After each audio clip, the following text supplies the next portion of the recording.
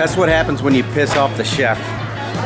They have their children pee in your hot pot. Don't piss off the chef. I didn't mean to make it sound like that pun. It just came out. Don't piss off the chef or go piss in your hot pot. Yep. It's kind of funny. I thought it was. All right, let's keep going.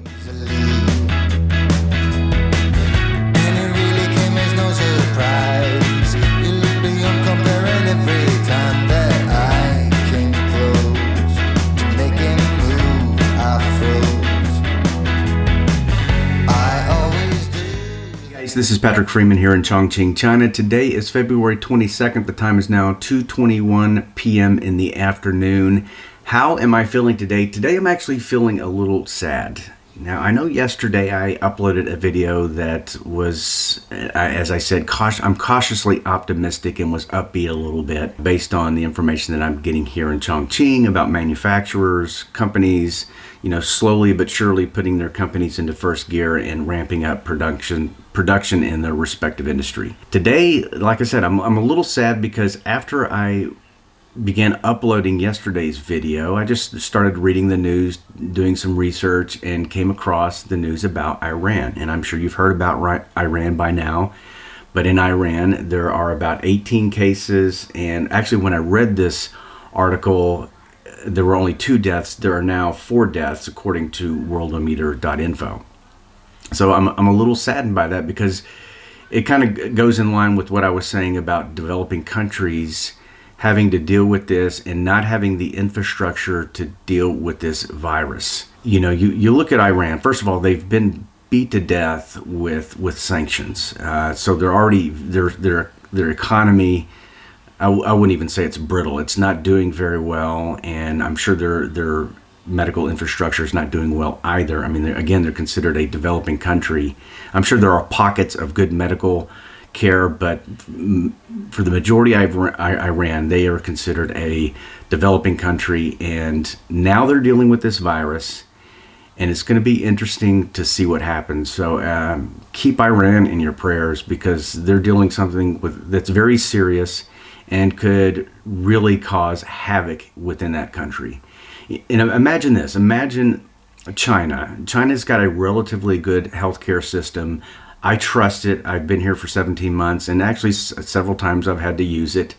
It's not as good as the United States. The United States, to me, by far, has the best medical system in the world. It's got the best doctors, it's got the best technology, and having the best of the best means you're going to pay more. Yes, it's a lot more expensive, but if you're going to have a disease, if you're going to get a disease or get sick, the United States is the place to do it. That's the reason why you see a lot of people from China and other countries, when they get sick, they have the money and the resources, they'll go to the United States and go to the one of the best hospital systems in the United States, like a Memorial Hermann or wherever it might be.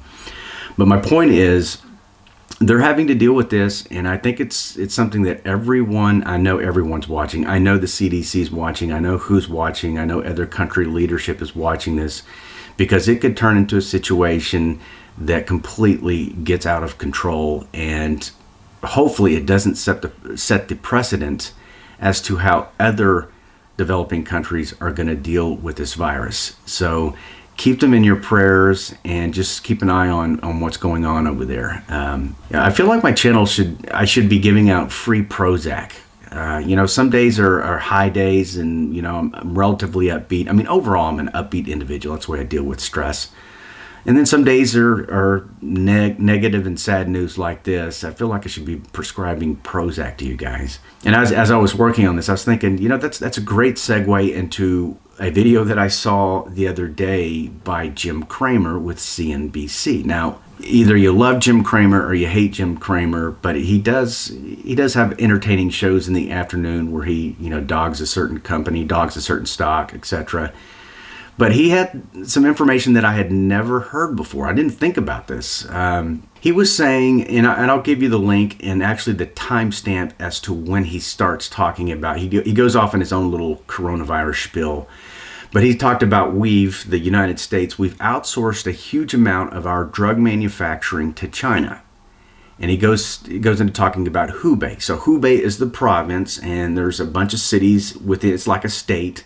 There's a bunch of cities within the province of Hubei, that being Wuhan, which is the epicenter. He says in Hubei they have 42 pharma contract manufacturing facilities just in Hubei.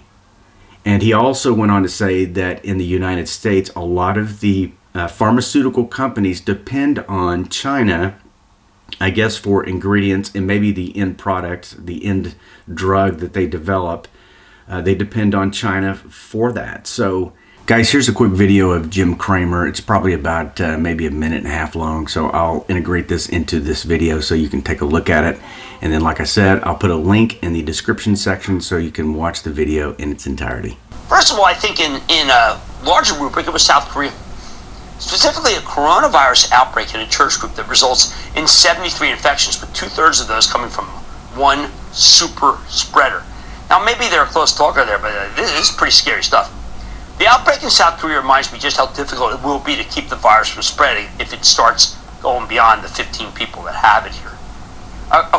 And don't forget, we also had the 2 deaths from that cruise ship that was quarantined so poorly by the Japanese at Yokohama. Oh, and it doesn't help that the United States might be facing a shortage of medicines that are made in Chinese factories. We've outsourced a huge amount of our drug manufacturing to China. Maybe that wasn't such a good idea. Did you know that Hubei, that province that's now totally cordoned off, it has 42 pharma contract manufacturing facilities? Ouch! I mean, thank you, Dan D'Amico, the former CEO of Nucor, for bringing this to my attention, of which I've now called a number of doctors to be sure that it's true, and it is. Plus, the air travel will be further crimped, which means more bad news for the hotels and the airlines. Thank you, as always, to CNBC's Phil LeBeau, who fills me in on these things. Here's the thing. It could have been a lot worse. We could have been down as much as we were earlier in the day. Plenty of stocks were down hard.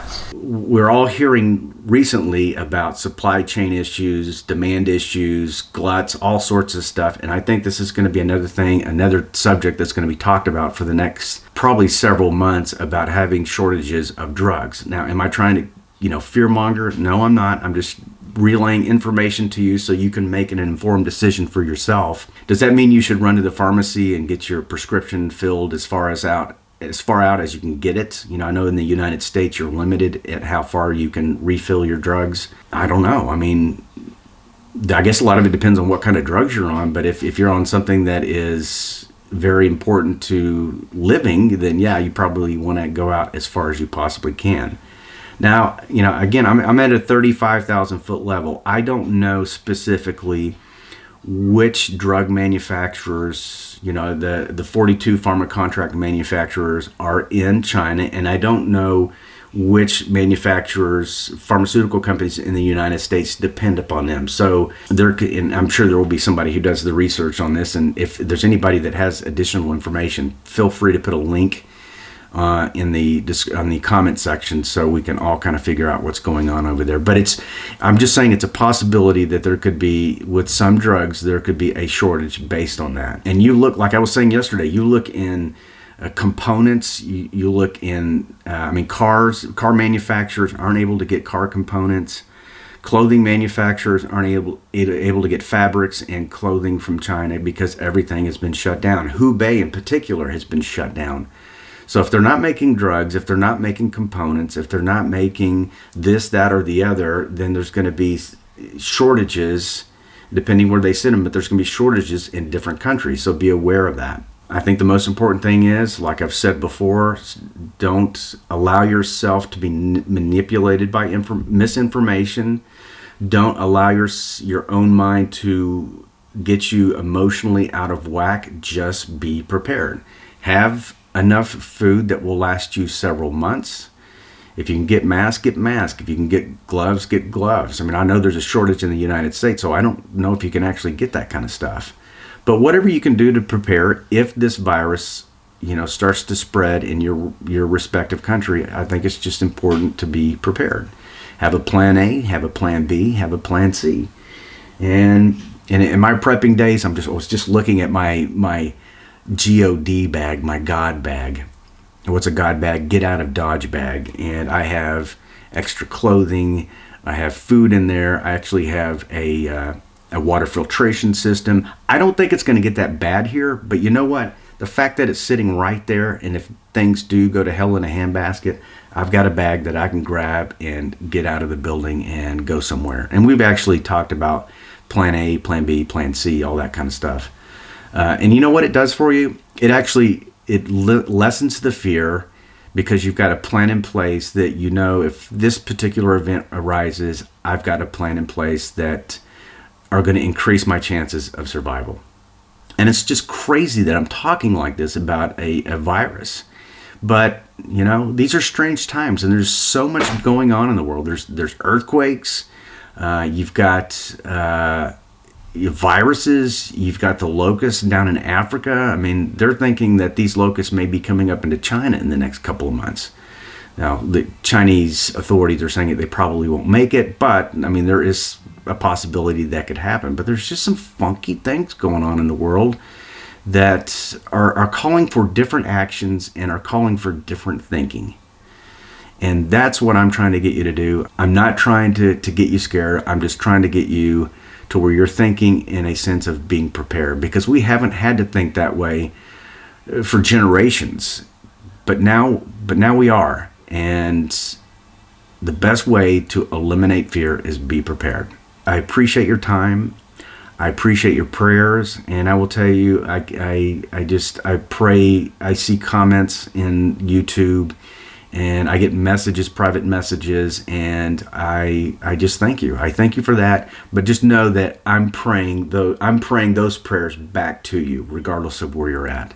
And that's what we need. We need to come together during a time like this and take care of each other, love each other, and stop the fear mongering and just be prepared. That's it. I'm done. I'm going to go take a nap. Actually, I'm going to edit first, and then I'm going to take a nap. So I love you guys, and I appreciate everything you're doing. We'll talk to you soon. Take care.